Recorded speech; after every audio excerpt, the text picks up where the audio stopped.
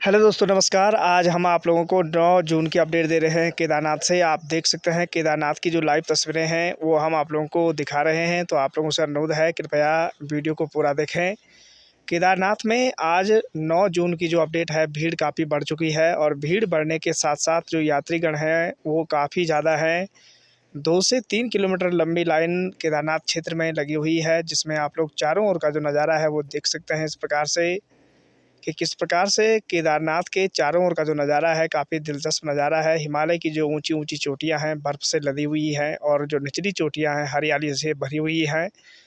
तो आप लोगों से अनुरोध है कि केदारनाथ यात्रा पर आप लोग अवश्य आएँ और इस प्रकार से केदारनाथ के चारों ओर के जो दर्शन हैं वो आप कर सकते हो और जो प्राकृतिक सुषमा है, प्राकृतिक सुषमा का भी आप तहे दिल से दर्शन कर सकते हो। ये देख सकते हैं आप, इतनी लाइनें यहाँ लगी हैं। 2 से 3 किलोमीटर लंबी लाइन केदारनाथ क्षेत्र में लगी हुई है और इस प्रकार से चारों ओर का जो नज़ारा है काफ़ी जो रौनक भरा नज़ारा है वो आप देख सकते हैं।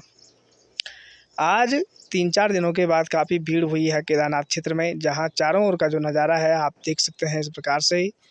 और आगे जो जो क्षेत्र हम आप लोगों को दिखा रहे हैं, ये पुराना रास्ता था कभी, और अब जो ये है, ये देख सकते हैं मंदिर परिसर के चारों ओर जो टेंट कैंप लगे हुए हैं उनके बीच से जो लाइनें लगी हुई हैं मंदिर परिसर की ओर यात्रा के लिए लगी हुई हैं और मंदिर प्रांगण में इस प्रकार से जो भीड़ भड़ाका बना हुआ है वो आप देख सकते हैं। इस प्रकार से केदारनाथ क्षेत्र में आजकल यात्रियों की जो भीड़ है वो बढ़ रही है, क्योंकि गर्मियों की छुट्टियां पड़ चुकी हैं और जिन बच्चों की छुट्टियां पड़ने के बाद घूमने फिरने का मन करता था वो अब केदारनाथ यात्रा पर आ चुके हैं, चार धाम यात्रा पर निकल चुके हैं और दोपहर 2 बजे के बाद यहाँ का जो वातावरण है वो चेंज हो जाता है। इस प्रकार से आप देख सकते हैं चारों ओर का जो प्राकृतिक सौंदर्य है उसको हम आप लोगों को दिखाने की कोशिश कर रहे हैं। तो आप लोगों से अनुरोध है, वीडियो को पूरा देखें और केदारनाथ की लाइव अपडेट पाते रहें।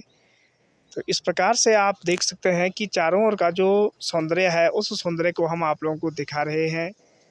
और ये जो भूवैकुंठ बद्री धाम का ऊंचा पर्वतीय एरिया है जिसको ड्रोन कैमरे के जरिए कैप्चर किया गया है, चारों ओर का जो नज़ारा है वो हम आप लोगों को दिखा रहे हैं। ये भूवैकुंठ बद्री धाम का एरिया है और यहाँ आप देख सकते हैं किस प्रकार से चारों ओर का जो नज़ारा है भूवैकुंठ बद्री धाम का प्राकृतिक सुषमा से लेकर के सूर्य कुंड से लेकर के तप्त कुंड से लेकर के सारी अपडेटें आप लोगों को दे रहे हैं। तो आप लोगों से अनुरोध है, वीडियो को पूरा देखें। और ये देख सकते हैं आप, ये रात का एरिया है। रात में भूवैकुंठ बद्री धाम का जो मंदिर है किस प्रकार से चमक रहा है, इस जो खूबसूरती है उस खूबसूरती को हम आपको दिखाने की कोशिश कर रहे हैं। तो इस प्रकार से बद्रीनाथ में पुष्कर कुंभ लगा था और पुष्कर कुंभ लगने के बाद 11 दिनों का ये पुष्कर कुंभ चला था, जिसमें अलकनंदा के तट पर और ऋषिगंगा के तट पर ये कुंभ लगा था। और ये केदारनाथ क्षेत्र का दृश्य है, जहां आज जो सोमवार है, सोमवार का मंगलमय दर्शन आप लोगों को केदारनाथ क्षेत्र से करा रहे हैं। तो आप लोग देख सकते हैं कि भगवान शिव के चारों ओर का जो प्राकृतिक सौंदर्य है वो हमने कैमरे में कैद करके आप लोगों को दिखाने की कोशिश कर रहे हैं। तो आप लोगों को यदि वीडियो पसंद आई होगी तो आप लाइक करें, सब्सक्राइब करें, शेयर करें। आप लोगों से अनुरोध है कि केदारनाथ यात्रा पर आप अवश्य आएँ। केदारनाथ, बद्रीनाथ, गंगोत्री, यमुनोत्री और जो अन्य पंच केदार हैं, पंच केदारों में जैसे तुंगनाथ है और मधवेश्वर क्षेत्र की ओर आप रुख करें। यहाँ आप लोगों को प्राकृतिक सौंदर्य के साथ साथ बर्फबारी का नज़ारा भी देखने को मिलेगा, क्योंकि परसों 11 तारीख से फिर से मौसम में करवट आएगी, जिससे हिमालय के उच्च शिखरों में फिर से बर्फबारी होने का जो पूर्वानुमान है वो तैयार है। तो आप लोगों से अनुरोध है कि आप केदारनाथ क्षेत्र के उच्च पर्वतीय क्षेत्रों का दर्शन आप अवश्य करें। बद्रीनाथ क्षेत्र से लेकर गंगोत्री, यमुनोत्री के 4 धामों के दर्शन और पंच केदारों के दर्शन आप अवश्य करें। छोटे छोटे पर्यटक स्थलों में भी घूमने का आपको मौका मिलेगा, तो आप अवश्य ही उत्तराखंड आएँ। लेकिन किसी भी तरह की कोई अनर्गल हरकत ना करें या इस प्रकार से कोई गलत काम ना करें, क्योंकि ये धाम क्षेत्र हैं, पवित्र क्षेत्र हैं, देवताओं के देवस्थान हैं। यहाँ अगर इस प्रकार से कोई गलत किया तो उसका जो परिणाम है वो आप ही को भुगतना पड़ेगा, क्योंकि भगवान किसी को नहीं बख्शते। और वैसे भी भगवान शिव की जो समाधि है वो जागृत हो चुकी है। यहाँ आप रास्ते पर देख सकते हैं इस प्रकार से कुछ नेपाली मूल के व्यक्ति हैं जो शुरू से लेकर के अब तक केदारनाथ क्षेत्र में मांस बेच रहे हैं और इनको यहाँ पर पकड़ा गया, जिससे कि इनसे बरामद जो मांस है वो गड्ढे में डाल करके ऊपर से मिट्टी डाल करके दफन किया गया। इन लोगों को कई बार कहा कि ऐसा ना करो, लेकिन ये फिर भी मान नहीं रहे हैं। शासन इनके ऊपर कार्रवाई करने को तैयार नहीं है। मोटा मोटा पैसा इनको मिल रहा है और ये छोड़ रहे हैं। तो ऐसा ही उत्तराखंड का शासन हो गया है।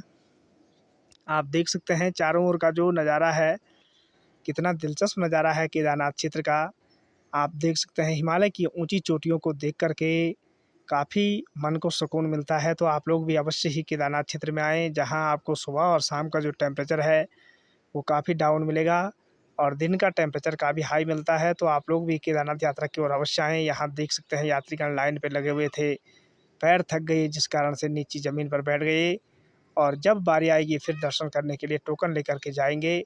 तो आप देख सकते हैं इस प्रकार से केदारनाथ में आज जो 9 जून की अपडेट है वो आप लोगों को दे रहे हैं। तो आप लोगों से अनुरोध है, आप अवश्य ही केदारनाथ, बद्रीनाथ, गंगोत्री, यमुनोत्री और पंच केदारों की ओर अवश्य आएँ और मधवेश्वर से लेकर के छोटे-छोटे पर्यटक स्थल कालीसला, रांसी, चोपता, इन क्षेत्रों में आपको दर्शन करने में कोई कठिनाई नहीं होगी। यहाँ आप देख सकते हैं कि चारों ओर का जो नज़ारा है, जहाँ यात्रीगण भीड़ में लगे हुए हैं और 2 से 3 किलोमीटर लंबी लाइन में एक-एक यात्री करके मंदिर परिसर के अंदर जा कर के दर्शन करते हैं। तो इस प्रकार से केदारनाथ की जो अपडेट है आज हमने अपने ब्लॉग के माध्यम से आप लोगों को दी है। तो आप लोगों से अनुरोध है, चारों ओर का जो नज़ारा है, कैंप लगे हुए हैं, टेंट लगे हुए हैं, उनका नज़ारा आप लोगों को दिखाया। आप लोगों से अनुरोध है, वीडियो पसंद आए तो लाइक करें, सब्सक्राइब करें, शेयर करें। धन्यवाद। जय बाबा केदारनाथ।